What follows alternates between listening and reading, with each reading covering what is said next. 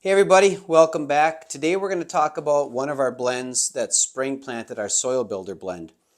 Now, we started working on this back in 2015, 2016. I found some folks online, regenerative ag folks, Dave Brandt, Gabe Brown, Ray Archuleta, Ray the Soil Guy.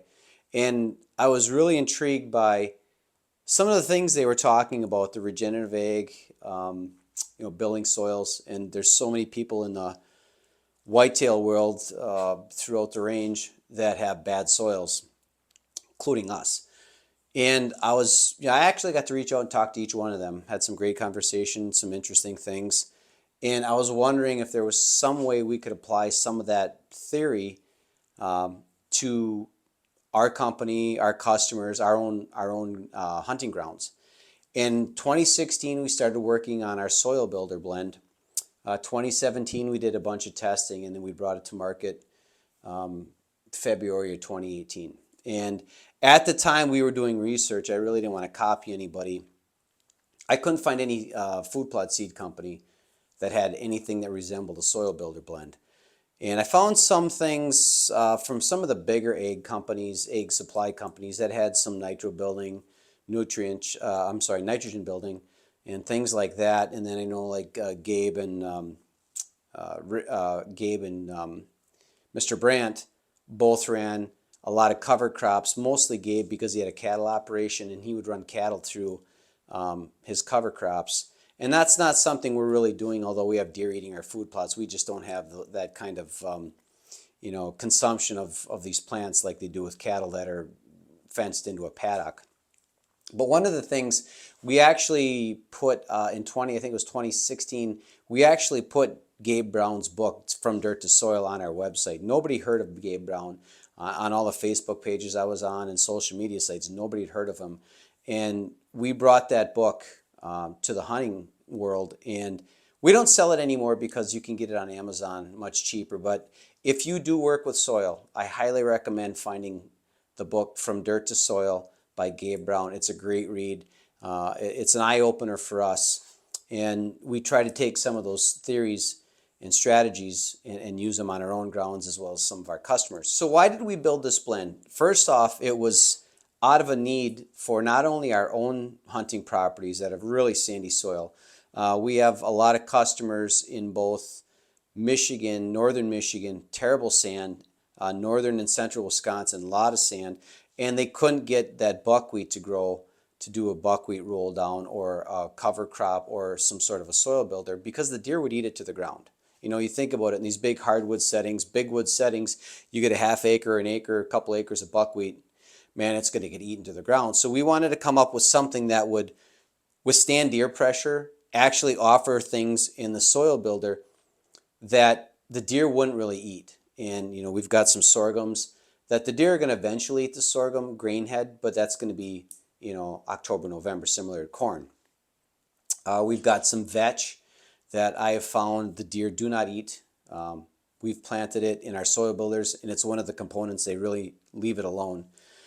And some sunflowers, and there's a lot of things in there that are great at building organic matter because we're ultimately looking to change this number, organic matter. Now I've got a soil test here from Rock River Labs, and this is the number I'm talking about right here. Organic matter percentage. That was a soil test 4.8, which is really a really good number.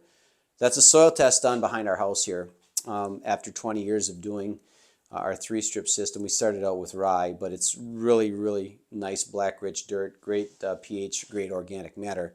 But using products similar to this to help change that number, we've worked on quite a few properties using our soil builder blend, and we're moving those organic matter numbers a lot. So this soil builder blend that we've sold now since 2018 has 8 species in it. We've changed the recipe, not the actual species. We backed some of the sorghum off. But talk about sorghum.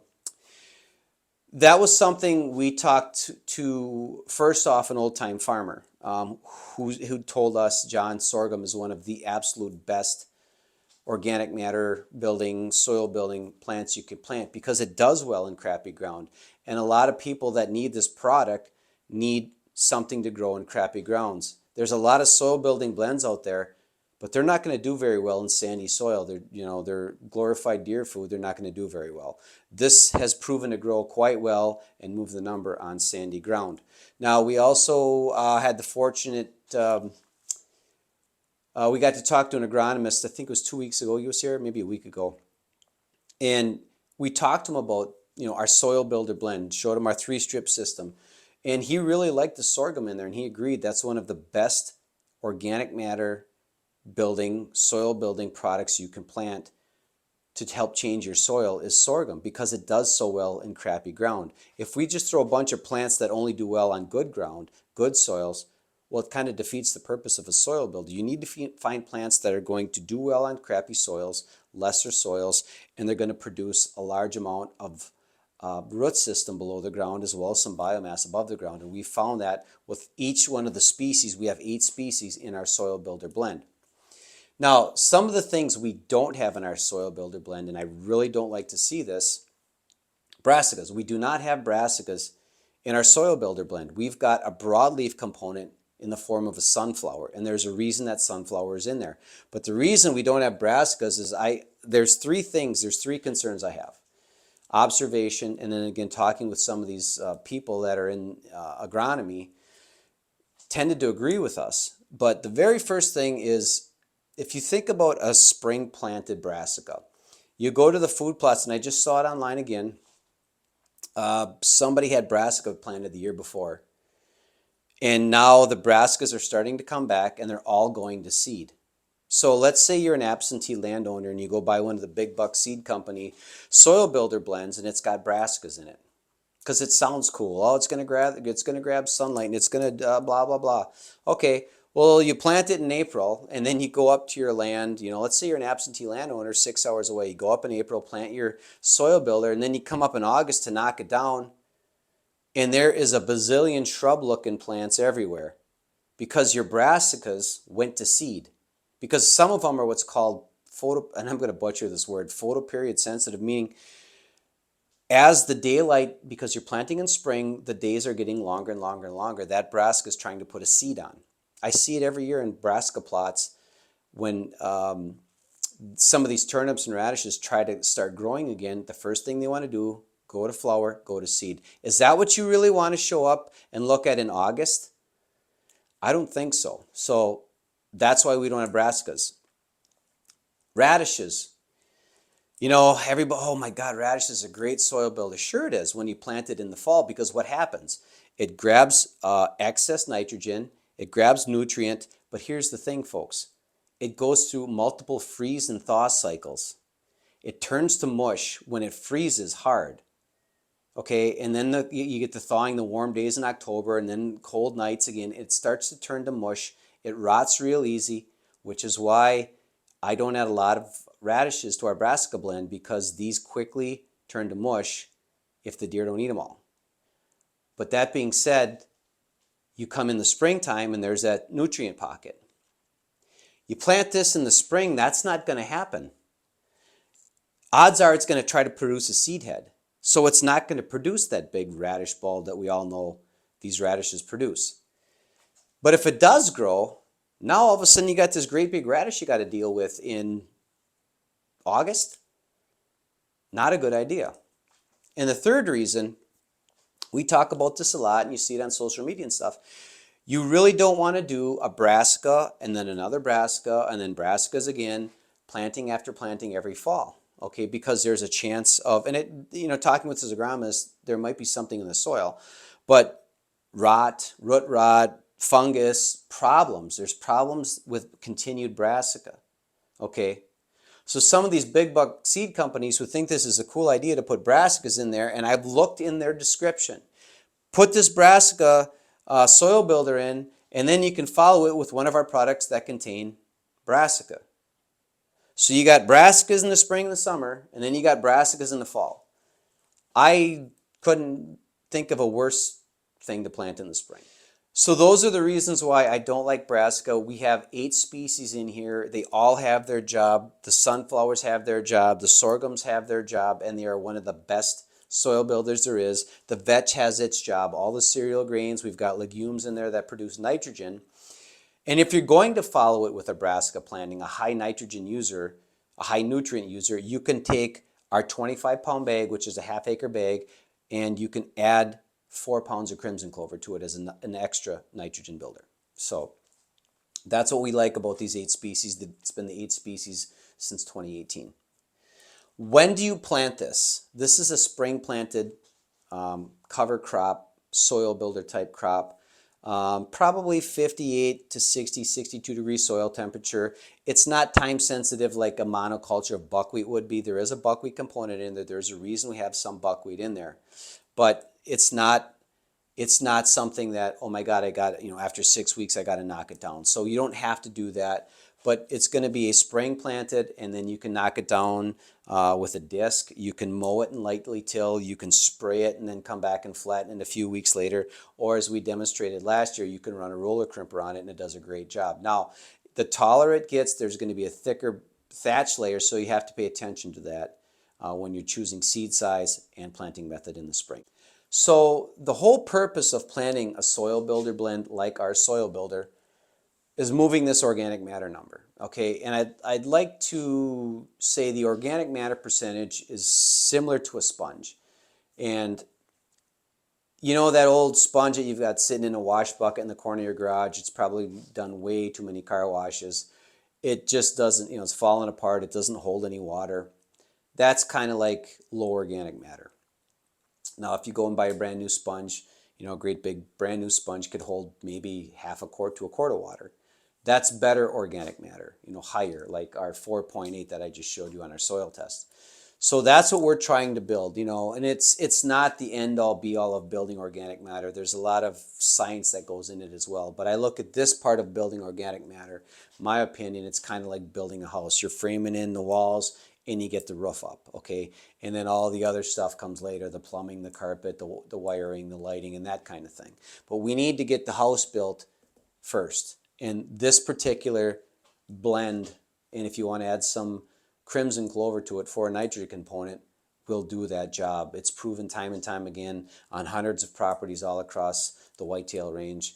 And I think, like I said, very few companies, there's a lot of companies doing this, but I don't think there's very many companies that are doing it correctly as well as we are. So the last thing I want to talk about before we head up north and look at a food plot is cost per acre. And I have a little OMG over here because I literally said that as I'm looking at some of these companies, not only their offerings and what they're trying to pass off as soil builders, but the cost. I was just like, wow. Case in point. Now we sell a 25-pound bag with 8 species in it. This has been our soil builder for, since 2018. 25-pound bag, half acre. It's like $38. I saw a company take the most expensive seeds out of our soil builder blend, 25-pound bag for $100. You would actually think it would be cheaper because they took the most expensive seeds out. It still sold 25 pounds. And the reason we have those 8 species, they all need to be in there, but they took the most expensive seeds out and darn near tripled the price. And folks, that's the unfortunate part of the food plot seed industry nowadays. There's people and companies trying to get in, make a quick dollar. They're really not sure what's in those bags. It's quite obvious. They really don't understand what's in the bags, especially like the soil builder product. But all they understand is jack the price up and make money. And it's very unfortunate that you're paying for things that quite honestly might not work in situations where you need it to work. Okay, I've seen bags of annual clover with quite honestly a handful of buckwheat put in there. Now, it'll make some nitrogen, but gosh, it's not going to move this number. And think about the situation.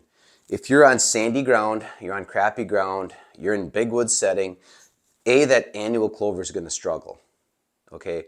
But B, if you're in a big wood setting with not a lot of green food around, you think that clover is going to last very long? So you plant that in the spring at a premium price, is that going to move that number? I saw a bunch of offerings from other companies that, quite honestly, they'd make a really nice fall food plot. I talked about the brassicas. Again, let's picture that situation where you're in a big wood setting, you're in sandy ground, you think a lot of the stuff is going to last. Some of it's going to struggle to grow, because not everything does well in sand, like the plants that we have in our soil builder blend. But again, if it's green deer food in June and July when they really need it, and there's not a lot of green deer food around, you know, sure, they eat a lot of browse, but think about it. If you've got a food plot in the middle of a big woods, crappy ground, you're really behind the 8 ball. Now you throw those deer on top of it. We don't have anything to move this number. We've had a track record of working in northern Michigan where it's crappy ground, sand, a lot of deer, not a lot of ag around, and we've got the soil builder to work. Okay, we've done this for a long time. Like I said before, I've not seen anybody doing this when we started doing this, so we've done it right. So think about that before you start spending your money on some of these big buck seed companies offerings that are soil builders. Ask yourself this: is this glorified deer food? Is this going to last in my situation? Is it going to move this number? We have a great track record of doing that. You know, a lot of these new companies, quite honestly, I just don't think they understand what they're doing. But the other thing I want you to think about is this. Recently, we saw a couple of people taking shots at our plant selection. You know, you don't want sorghum in that soil builder. That doesn't need to be in there. You don't want sunflowers, blah, blah, blah. Okay, well, keep in mind when we started on this journey in 2015, late 2015, early 2016, we had conversations with people that were doing this for over 30 years. I was talking to them about seed selection. Why do you guys do this? Why do you recommend that? What have you found with this? Okay, I talked to a bunch of old-time farmers in crappy ground, sandy soils. They love sorghum as a soil builder because it actually grows, okay? Just because you're planting something in sandy ground doesn't mean it's going to work. You know, and I had that conversation with an agronomist of over 4 decades of experience. He really liked the seed lineup, the recipe of our soil builder. But then you got somebody over here chirping about, you know, you don't want this and you don't want that. You know, they talk a good game. But it's very obvious when it comes to something like this, they have no clue what they're talking about. Because if they did, they wouldn't be bad-mouthing our seed choices or our seed blends. So my point is this: be very careful where you're getting your information from. Be very careful who you're listening to. Do they actually know what they're talking about? Or are they just talking a good game again? Okay? Because we have the experience from all these people we've talked to who helped guide us in this recipe. These old-time farmers, this agronomist, all agreed this is a great recipe. Or you have somebody over here who talks a good game and is bad-mouthing us. Who are you going to listen to? Something to think about, folks. Be very careful who you're listening to. Be very careful who you're getting your information from. Because there's a lot of noise out there nowadays, and it's just pure nonsense. So, just something to think about. Let's head up north and go look at a food plot. So we're on location up here at one of our leases in Upper Michigan. I apologize for the wind noise. This was the only day I got to get up here and film. But we're standing in a field, what was planted last year in grain food sorghum, milo. And this was an experiment. There was 2 parts to this experiment. One, I wanted to try to make sure we could grow this milo as a grain source for the deer. And I'm going to get into that in a different video down the road. But 2, sorghum is such a great soil builder. You know, and soil builder is kind of a loose term that gets thrown a lot lately. We're building the organic matter. We're building the organics in the ground. And sorghum, and I've talked to a lot of soil health experts, a lot of old-time farmers, they love sorghum as a soil builder. And we wanted to see how it would do in this crappy sandy ground. Folks, understand this. 3 years ago, where I'm standing right now, was pine stump, cedar stump, hardwood stump. You can see the rock, and it was just pure sand. It was just garbage. This is some of the worst I've ever had to plant it, but I love the challenge. So we wanted to see how well it would do, but we also knew that it would help in the building of soil, so we could act as we would get more bang for our buck, so to speak. We would get a food source as well as soil building with the grain sorghum. And we're going to show you, we're going to go up close in some of these plants and you'll understand what I'm talking about. Okay, so we're going to walk out into the milo grain sorghum and just show you why we like this so much. Hopefully you can still hear me. The microphone just canceled out. So, love technology. But anyway, I had to cheat a little bit, and you can see I dug around this just to loosen the soil up. I cannot pull these out by hand. I was trying to grab some of these plants before by hand, and you can't pull them out. But I want you to see why we love this so much.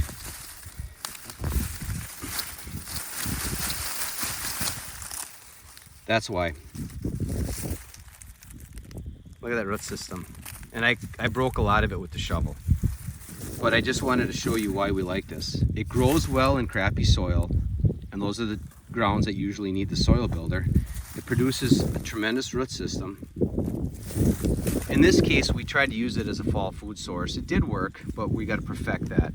But this is why, from day one, we had sorghum in our soil builder blend right here. We have 8 species, and they all have their job to do, including sorghum. So as you can see, we have a really nice dark top layer up north underneath that milo and rye buckwheat. We had a great food plot there this year. Milo worked. I think we're going to thin it down a little bit, try to get it planted earlier. It was planted a month and a half too late, but it did exactly what we needed it to do. It's starting to turn that sandy ground from the brown to a dark color. We're actually going to pull soil tests there this year. I've not pulled a soil test yet because it was just so sandy. I didn't really feel the need to. I knew how to attack this problem.